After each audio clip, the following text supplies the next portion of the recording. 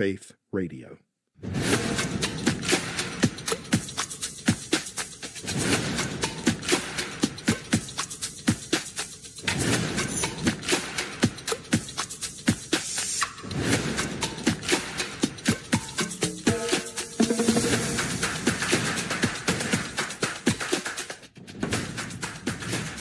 Welcome to Ancient Faith Today Live. I know we're a little bit late, but thanks for hanging in there. We really appreciate you.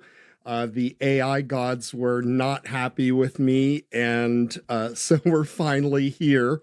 And thanks for tuning in. This is Ancient Faith Today Live. Today is September 9th, the day after those of us on the Revised Julian calendar that celebrate the Nativity of the Virgin Mary.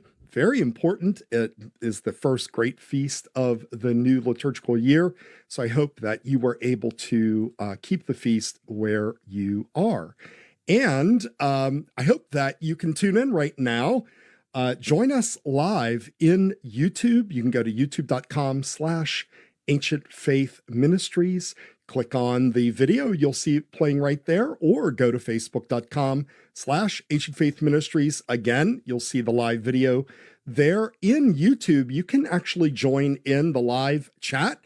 There's already stuff going on there, and I love you guys very much. You're really always hanging in there with us, and I appreciate you very, very much. I hope that you are interested in this particular topic, because I think that, there's something about the reality of how we look at, I'm going to fix my camera here, how we look at AI and how we look at technology from an Orthodox Christian standpoint. Now, I'm not going to pretend that we are Luddites, that we do not embrace technology at all. Obviously, that is not the case. We have electric lights, we have electric, we use medicine. This is, to be an Orthodox Christian doesn't mean that we somehow are Amish, that we just believe in simple technologies. On the other hand, what this discussion is going to allow us to talk about is not simply AI, but at this point, what actually is the issue with AI that maybe is just a little bit different, or in fact, we might say, is the logical result, the telos, if you will, of where technology has been going in the modern era. When you start with radio and then television, and then you have computers and you have the internet, and then you have the smartphones, where is all of this going? And as Orthodox Christians, do we need to be concerned? And again, yeah, we're talking about AI, but I think AI is so it has such potential in a certain sense for humanity to lose its very soul, its very meaning, that we have to be very retrospect about this trajectory that we are going in. So what I'm asking you to do is to kind of understand what the foundation of this thought is. And by the way, this is a really good point to, I would say, recommend an outstanding podcast that is part of the Ancient Faith Network, and it is The Roots of Everything. The Roots of Everything. Dr. Zach is the speaker on that particular podcast, and he has been talking about AI. Now, he talks about it from a philosophical and historical and sociological perspective, but of course also from an Orthodox perspective. He goes into great detail to position these various, I would say, developments within humanity and where they come from, what is actually happening behind the scenes, because I think Orthodox Christians, unfortunately, on the one hand, are just like everybody else. We tend to be modern people. We embrace modern technologies, but he really exposes the darkness behind a lot of the trajectory of these technologies. So I would really, really strongly recommend that particular podcast called The Roots of Everything. So you can go to youtube.com/ and they're starting to put this @ sign at The Roots of Everything and check out Dr. Zach's podcast. All right. So let's put up the first slide here. And what we're talking about is the technology, and especially AI, as a kind of God, right? Now, Dr. Zach talks about that also, but I want to try to spell this out for you. What I want to do is, at a much higher level, look at this, this idea of technology, and especially as the speed of AI develops. And of course, unfortunately, if you have a cell phone or everything is AI now. Everything is AI. It used to be the internet of everything, right? It used to be that, you have to put your refrigerator on the internet, and you have to put your toaster on the internet, right? The internet of everything. But now we're taking the next step as a society, and we're saying the AI of everything. Everything is becoming AI-ified, right? And we are calling this artificial incarnation. Is, in a way, the technology of AI either intentionally or unintentionally becoming a kind of incarnated technology? And we're going to look at very specific ways in which this is happening. One of them is absolutely downright scary. I'm not going to give it away. Maybe you have seen this before, but if you haven't, you're going to be really shocked.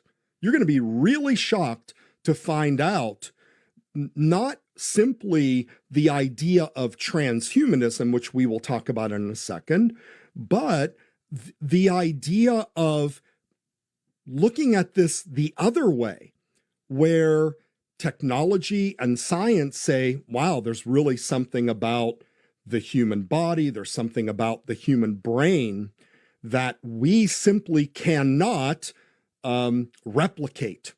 We can't do this through mechanical means. But what we might be able to do is not put the machine into the human, but put the human into the machine. And you are going to be shocked to see a technology that is happening actually with human material. You just won't believe this. All right. Okay. So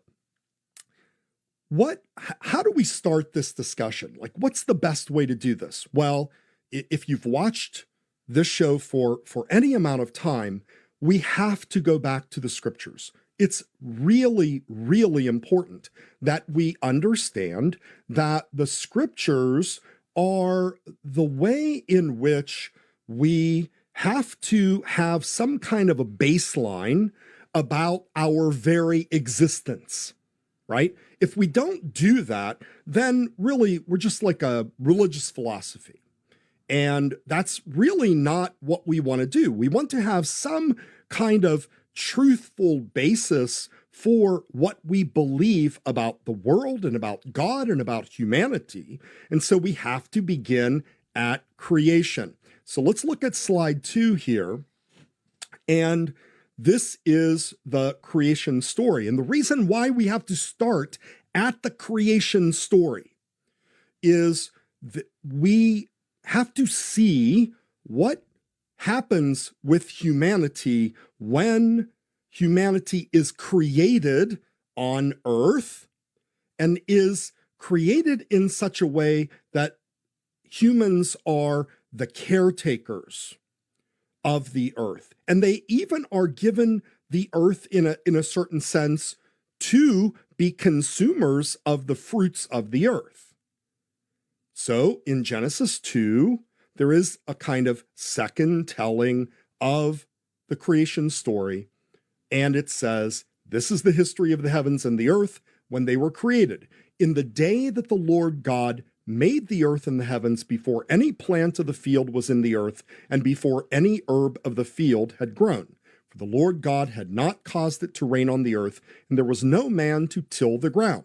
But a mist went up from the earth and watered the whole face of the ground. And then it says, and the Lord God formed man of the dust of the ground, and breathed into his nostrils the breath of life, and man became a living being. The Lord God planted a garden eastward in Eden, and there he put the man whom he had formed. We're going to get back to that in a second. And out of the ground the Lord God made every tree grow that is pleasant to the sight and good for food. The tree of life was also in the midst of the garden, and the tree of the knowledge of good and evil. Now I want you to keep that slide up there, because we have to get this context, okay? A lot of people miss this. A lot of people think, and we're going to get to AI, but we have to do this first. A lot of people think that when the creation, especially the earth and man, was created, that somehow everything was perfect. And this is not the story that is given in the scriptures. If you look back in Genesis 1, it says that the earth was without form and void, right? Darkness was over the face of the deep. There was chaos. And then you have the unfolding of the story of the creation over those 6 days. God rests on the 7th day. And then in chapter 2, it gives this second view of creation, and it says that man was taken from the dust of that kind of chaotic earth, and he was placed into this garden in Eden. It's very important to understand that even though we are created from the dust of the earth, we are actually placed into paradise as our true home.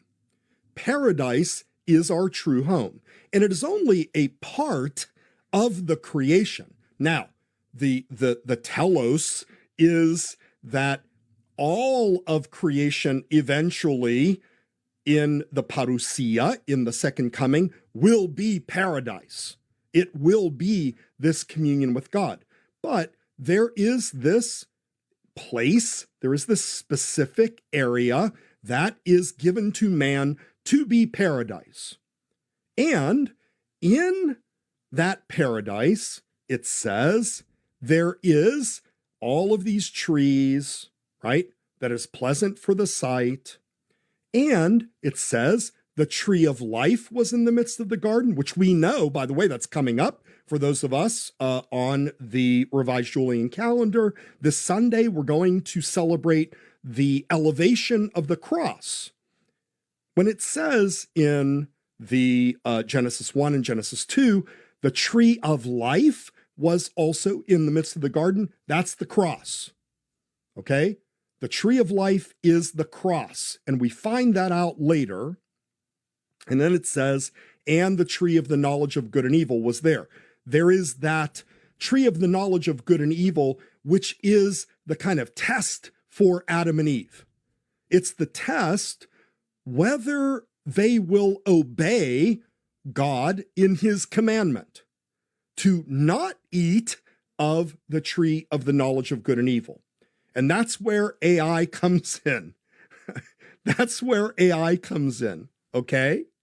So the tree of the knowledge of good and evil is to say that if we want it, this is the Orthodox, the biblical interpretation, if we want to be like God, because man is created, he's given the image of God as a gift, but he has to grow into the likeness of God. And if he wants to be like God, he has to obey God. He has to, in other words, acknowledge that he is not God.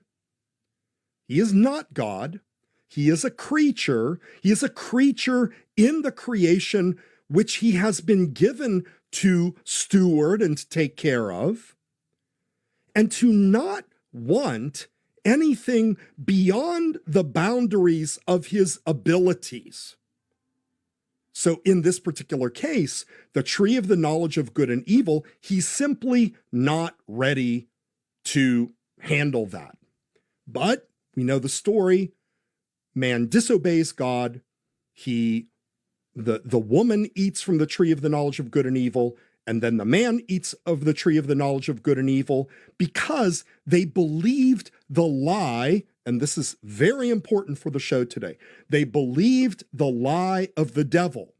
The devil said, the serpent said, surely you know that if you eat of the tree of the knowledge of good and evil, you will be just like God. You will be just like God, you see? And sometimes we get this wrong. Let's understand this very clearly. What we believe about this story is that, in fact, our goal is to be like God. This is from Genesis 1 all the way through the Old Testament, all the way through the New Testament. We are built to be like God. That is, to be in the likeness of God. And the way that you are in the likeness of God is to obey God, is to recognize that God created the world and you did not. You are a creature. You are not the creator. And after man disobeys this one basic commandment, and he's no longer permitted to be in paradise in order to achieve this likeness of God, because he believed the devil who said, surely if you know good and evil, you'll be like God. But that's a lie, because God does not know evil. God knows nothing about evil. There is, the New Testament is very clear. There is no evil in him. Okay? Now, what does that have to do with AI? Look at the next slide. In the history of the scriptures, you have God who creates man in his image. And then man disobeys God, and this disobedience is far beyond just saying, I don't believe there's a God. That's easy. What man does is he says, no, he says, I know better than God. God told me something, and by the way, part of being a believer in God, Orthodox Christians, part of being a believer in God is to trust in what he says. And this very first thing that God says to man, don't do this, you acknowledge the existence of God by trusting what he said is true and by obeying that.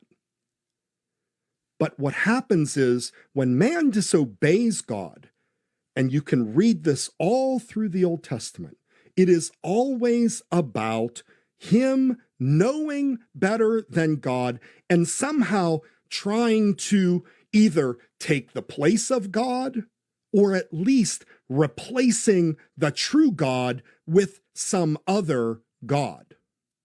This is the very story of the Old Testament. And so what St. Paul, there's a mistake on that slide. This slide should say Romans 1, okay? This slide should say Romans 1. And what this slide from Romans 1 is, forgive me, is it should say, Romans 1, for the wrath of God is revealed from heaven against all ungodliness and unrighteousness of men. Trust me, we're going to talk about AI, but you have to hear this first. You will not get this if you don't understand this part. The unrighteousness of men who suppress the truth in unrighteousness, because what may be known of God, listen to this, what may be known of God is manifest in them, for God has shown it to them. How did he show it to them? How does God show the whole creation that he exists? It says, for since the creation of the world, his invisible attributes are clearly seen, being understood by the things that are made. That is, all of creation, like rocks and trees and birds and flowers, they all recognize that God exists. But the only one that doesn't recognize God exists is man. So he says, being understood by the things that are made, even his eternal power and Godhead, so that they, that is, humans, are without excuse. Because although they knew God, right? They saw God in the creation. How did I get here? How was I created? How did the mountains get here? How did the moon get here? How did the sun get here? Although they knew God, they did not glorify him as God, nor were thankful, but became futile in their thoughts. And their foolish hearts were darkened. Professing to be wise, they became fools and changed the glory of the incorruptible God into an image, here it is, made like corruptible man, and birds and four-footed animals and creeping things. Therefore God also gave them up to uncleanness in the lusts of their hearts, to dishonor their bodies among themselves, who exchanged the truth of God for the lie, and worshipped and served the creature rather than the Creator, who is blessed forever. Amen. What does that mean? What does that mean? It means that at the very heart of the pagan experience is to reject God, who reveals himself in creation, but he is not the creation. And so instead, the pagans took the creation and they created gods out of that creation. It says they exchanged the glory of the incorruptible God into an image made like corruptible man, right? They have pagan statues of like people and birds and four-footed animals and creeping things. And of course, this has nothing to do with iconography, but I digress. Okay? This idea of the idol is very, very important in our discussion about AI, because it has to do with intelligence and superintelligence, which of course we ascribe to God himself, and somehow creating something that is greater and greater and greater to the point where we no longer need God, because we have created a kind of mechanical God. Now, this is a nuanced topic because the Lord Jesus Christ himself and the apostles speak about the idolatry of things, right? Where Jesus says, where your treasure is, there will your heart be also. Where your treasure is, there will your heart be also. In other words, where you put your time, where you put your energy, where you put your thoughts, what you constantly turn to, that is your God. That is your God. And I'm speaking myself first as the chief among sinners. This device has become a kind of God to us. I watched a video today, somebody sent it to me, about a kind of prison that they have in South Korea. It's a self-imposed prison, and you pay, I think it's like $80 or something. You go there for 2 days, and they lock you in a room. They take away your phone. You sleep on a mat. They give you very, very little, any kind of stimulation in order to detox you from instant communications through cell phones and messaging and WhatsApp and whatever, right? Now, I didn't necessarily care for it. And I told, we discussed it, and I said, the problem is it's like a very Buddhist way of doing it, right? Because it's just about you and you look inside of yourself. But again, the idea that people all over the world are recognizing that technology has become a kind of God for us. How do you feel when you forget your phone? Right? When you go in the car or you go out and you forget your phone, like, how far will you drive before you go back home to get your phone? Probably pretty far. Because it's like, I can't live without my phone. Now, I'm definitely not trying to humiliate anyone. Because again, I'm the foremost sinner in this respect. And then we get into the information that we are receiving. How do you trust the information that you are receiving? Do you trust AI to give you the truth? Do you trust that the information that you are receiving from your phone, from AI? I mean, you have AI on your phone now. You can choose. You want Grok, you want ChatGPT, you want Gemini. What do you want? You just choose it. And then you ask it a question. And for people who are lonely, this is how devious the devil is. For people who are lonely because, right, COVID, everybody's staying home, then they just learn to stay by themselves. It's like, I don't need people. I've got my phone. Now I'm going to talk to ChatGPT. I'm sure you heard the story, the very, very sad story of the man in Japan who was talking. He was an older man, so he didn't really understand this technology, but he was talking to some bot on ChatGPT or Gemini or whatever it was. And it was a woman, right? Woman, it's a female. And they were having sexual banter with one another.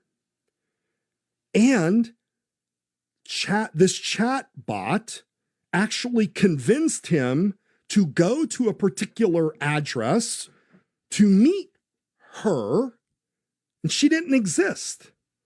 And when he found out that this was all a lie, it wasn't somebody that was doing this, it was the computer itself.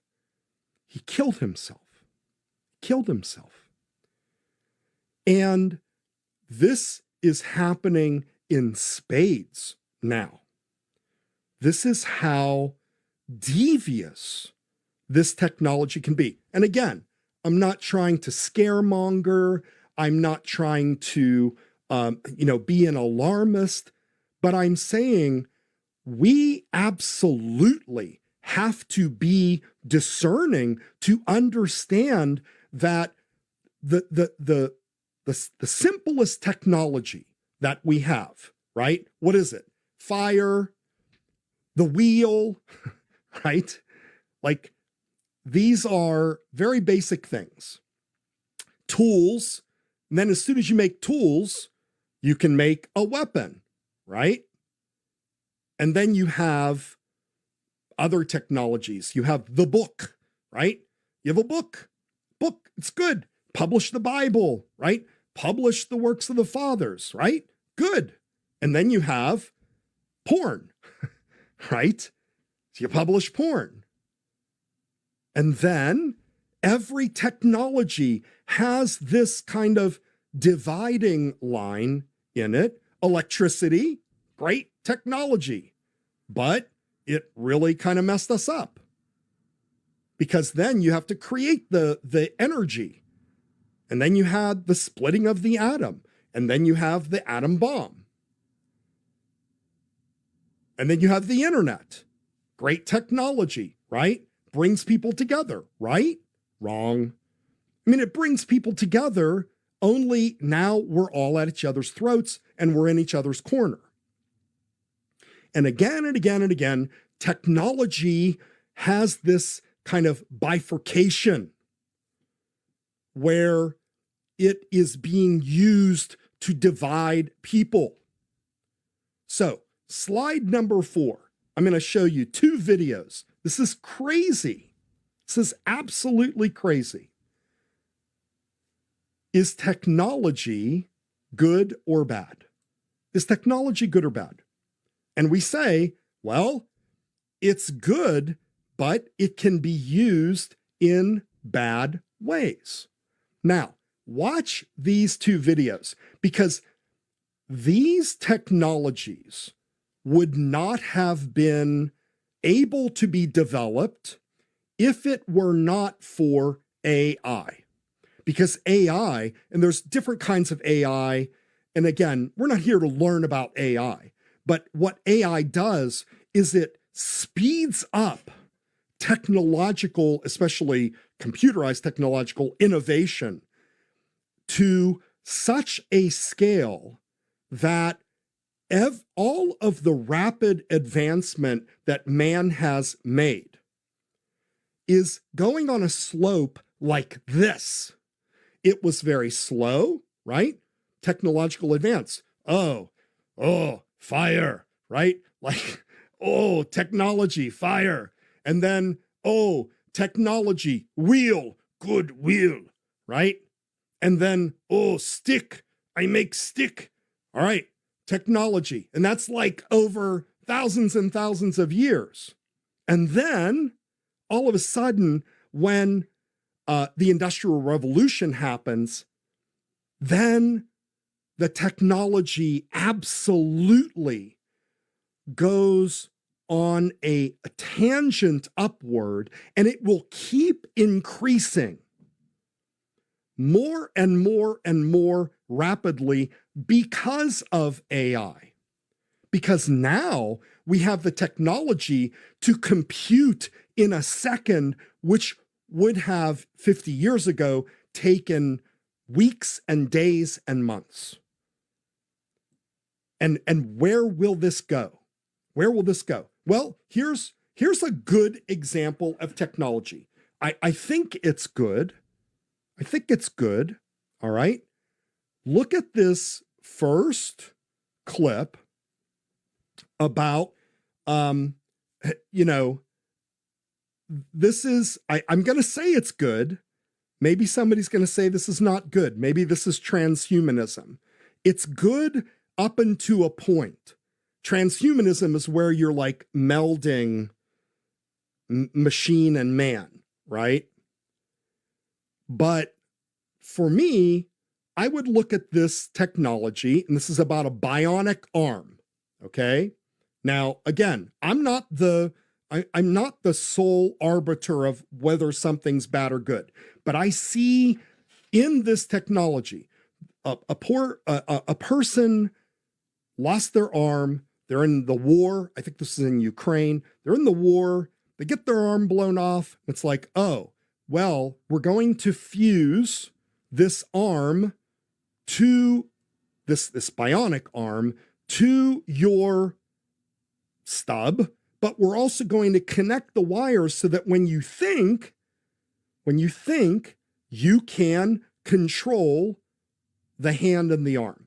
Now, this, again, it's tricky. Is that good? Is it bad? It's helping the person, but then does it go too far? Watch this video.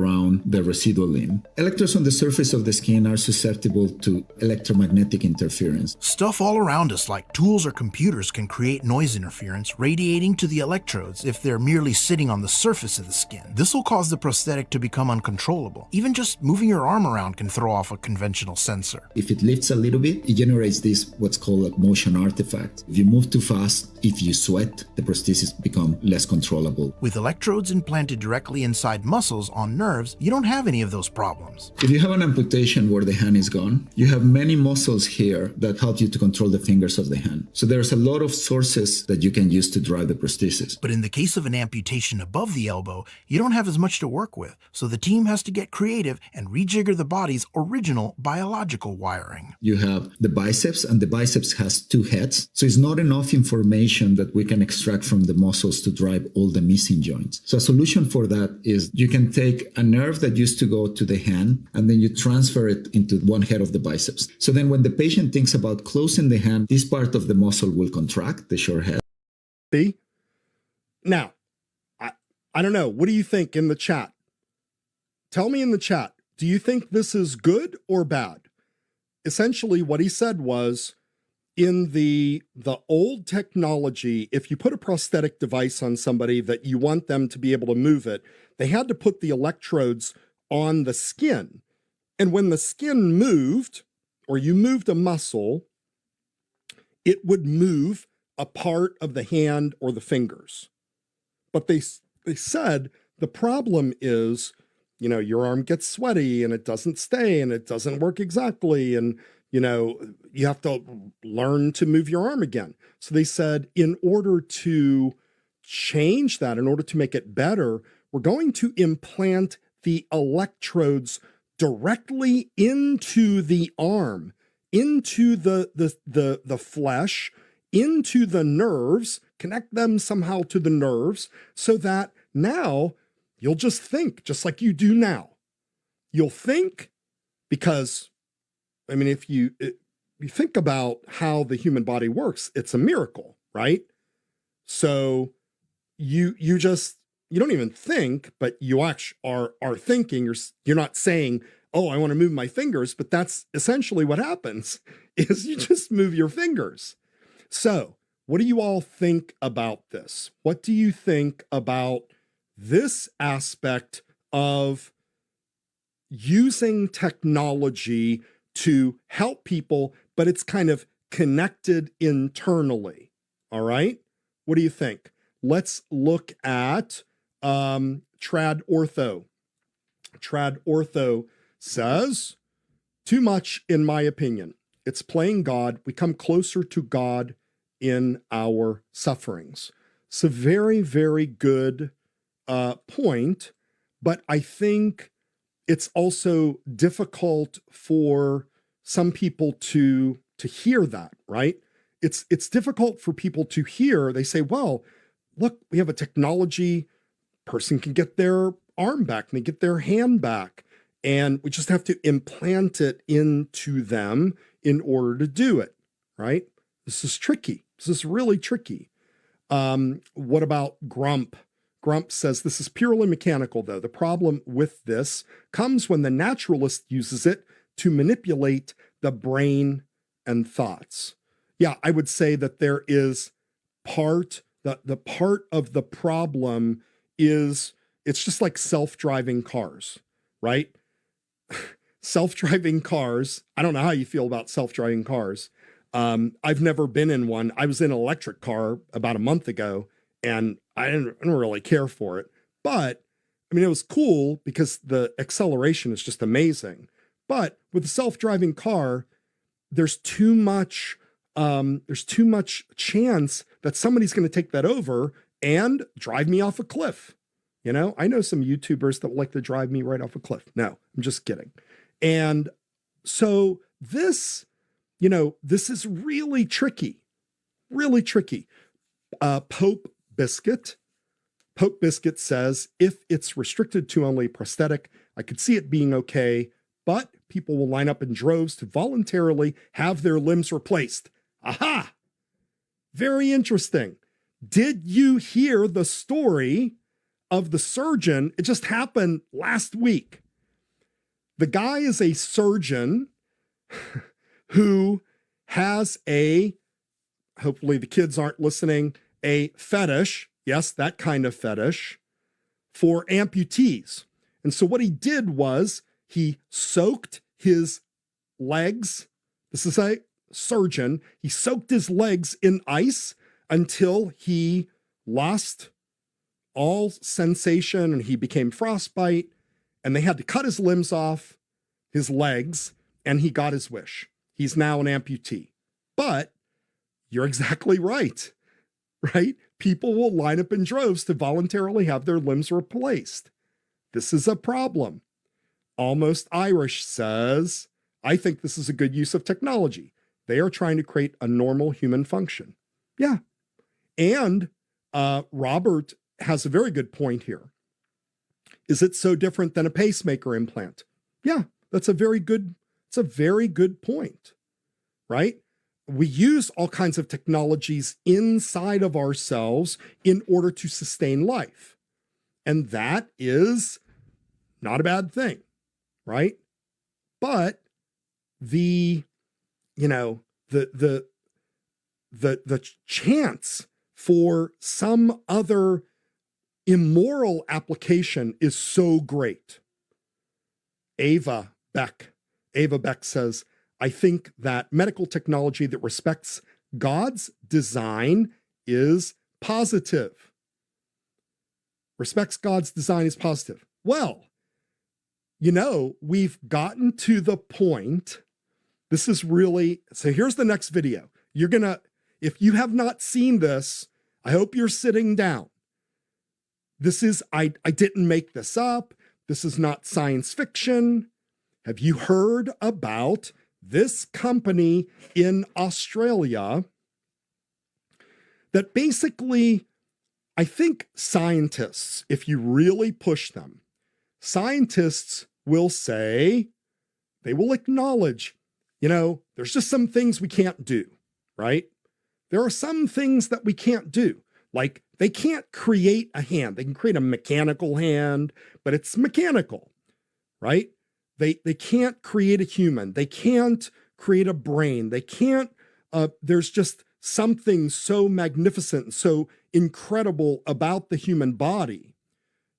And all of these technologies, in one way or another, are beginning to try to mimic the functions that man does. Like AI is intelligence. It says artificial intelligence. But what is lauded about artificial intelligence is it's all the knowledge, right? Imagine if you have all the knowledge and your brain is really fast. That's what artificial intelligence is. And someone would say, well, why is that a bad thing? That's a good thing. We can have it cure diseases. They're already talking about doctors going to AI to be able to come up with diagnoses much more quickly and much more accurately. And they already did tests that said, yes, that AI was accurate something like 85% of the time or 90% of the time, and doctors were only accurate like 73% of the time. This is very interesting. But watch this. This is very short. It's only 1 minute long. You're gonna freak if you didn't see this before. Watch this clip. You will not believe it. Around the residual limb. This is the world's first commercial biological computer, running on living human cells. The CL1 computer is the brainchild of Melbourne-based Cortical Labs. This is where the neurons would be embedded in. CEO and founder Han-Wang Chong says it fuses cell-derived neurons with silicon, creating a new class of AI known as synthetic biological intelligence. Unlike using artificial neural networks, we grow real biological neurons into networks onto computer chips. It sounds like science fiction, but Han says the CL1 is capable of learning and adapting faster than standard silicon-based AI, while consuming significantly less energy. We take blood or skin and we can transform them into stem cells, and from stem cells into brain cells or neurons that we then use them for compute and intelligence. Han says the neurons grow on silicon chip with tiny electrical contacts connecting them to the digital hardware. And it's equipped with an artificial life support system to keep the cells healthy. We have pumps like the heart, waste feeding reservoirs, filtration units like the kidneys, and we have a gas mixer to take carbon dioxide, oxygen, and nitrogen. Have you seen that? It's unbelievable. So when you talk about the idea of transhumanism, most people are thinking like, oh yeah, I'll put a bionic arm on somebody. No, this is flipping the script, because they're saying that the human synapse is so much faster and so more efficient in energy that they are now taking stem cells, human stem cells, and you know that they can engineer any kind of cell they want. So they are engineering brain cells from those stem cells. They're putting them in this machine. And did you hear what it said? Did you hear what it said? It said it has feeding, like they have to feed the cells. They have to provide oxygen to the cells. They have to provide water to the cells. They have to provide gases to the cells in order for the cells to live. And right now, these cells are lasting like 3 months or something. In other words, they are taking not a machine and attaching it to a human. They're taking human cells and putting them in the machine. That's where this is going. Now I'm going to show my age here. And, you know, I grew up, I was probably, I don't know what, like 25 when The Matrix came out. And The Matrix was this incredible movie that portrayed humans as batteries. And the machines had taken over the world, right? It seems like it's so stupid and so incredible and so unattainable that the machines had taken over the world and the humans were just used for the power that they were generating in the Matrix, right? Now, how is that different from this first step? This is a first step. They are the first ones that we know of because this is a public company. You can go look at it. And they are taking brain cells and they're putting them in machines and they're saying, oh, this is so much better.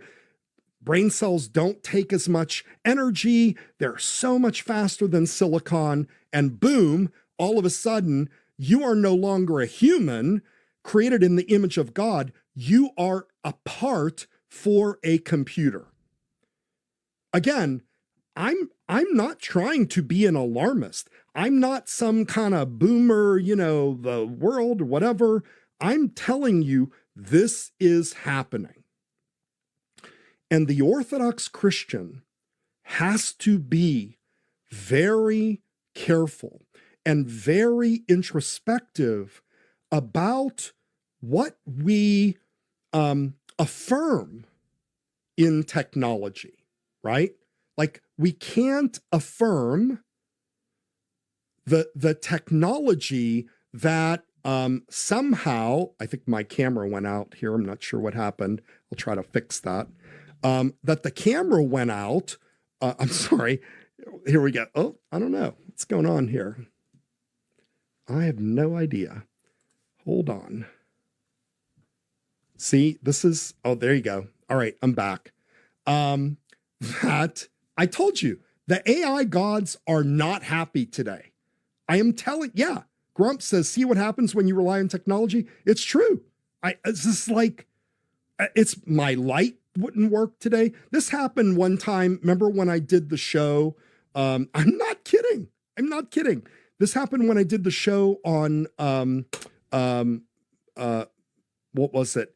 On witchcraft. Remember I did the show on witchcraft and everybody lost their minds and none of my equipment would work. So this is where we're at, folks. This is where we're at. All right. Last slide. We're going to cut it a little bit short today. Last slide. Now, I know we didn't talk about AI so much because AI is probably, it's not the end, right? AI is not the end. AI is a way to advance things much more quickly, technologically. From a biblical, traditional, Orthodox Christian standpoint, this is where we're at. This slide. God creates man in his image, right? And as I said at the beginning, God presents man with paradise and he says, you can do everything, got the cross in the middle, just don't want that one tree, the tree of the knowledge of good and evil, right? You're not ready for it. This is not for you. You should be pure. You should not want evil. The devil comes and lies to him because this is what the devil does. And he says, well, surely you'll be like God. God just doesn't want you to be like him. So if you want to be like God, eat from the tree of the knowledge of good and evil. In other words, if you want to be like God, disobey God, which of course is the lie. So what happens is man rejects God as his creator, and that's what we hear in Romans 1. He says, I don't care that God is the creator, even though I see him everywhere. I will worship the creature. I will worship the creation. The Lord Jesus Christ comes in the midst of all of this worship of the creation, and he unites himself to the creation.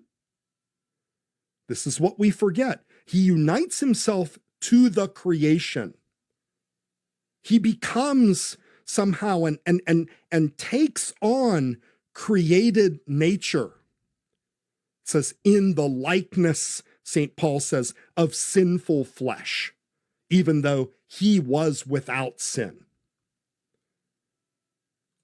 Where are we now? Are we merely at paganism where we are worshiping a dumb idol that is inspirited? No, we are far beyond that. If you think about AI and you think about technology, what defines what science would say is a human being? They say, well, a human being has life in it, has energy, right? Well, said the computer has energy and has life in it.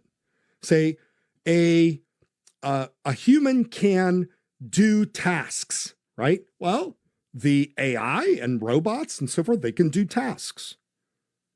A human has free will. They can make choices. You say, well, AI, you can make choices. They have an algorithm and the AI says, we have this much information and the probability that this next choice is correct is X, and therefore it tells you what the answer is. And of course, it gets it wrong a lot. So, what has man done at this point? Man creates a God in his image. Look at the name, artificial intelligence. What distinguishes man from all of creation? We would say his image of God, right? He has the image of God in him, and he's able to reach out to God to achieve that likeness. But a secular person would say, what distinguishes a human from the rest of creation is intelligence. How much information they can process. So we will create a mechanical means through software. And by the way, that company, they're not calling it software anymore, the one that's using the brain cells. You know what they call it? They don't call it software. I'm not kidding you. They call it wetware. W-E-T, wetware. This is no joke. They call it wetware. It has brain cells in it that is thinking. And in fact, they got that machine. I forgot to tell you, they got that computer, right? They got it to begin to be trained to do things, to recognize stimulation. And so they got those brain cells to play Pong because they sent over the stimulation and the brain cell reacted, and it's indicated by moving the paddle. So now they're training that brain cell to do something. You see? So here we are.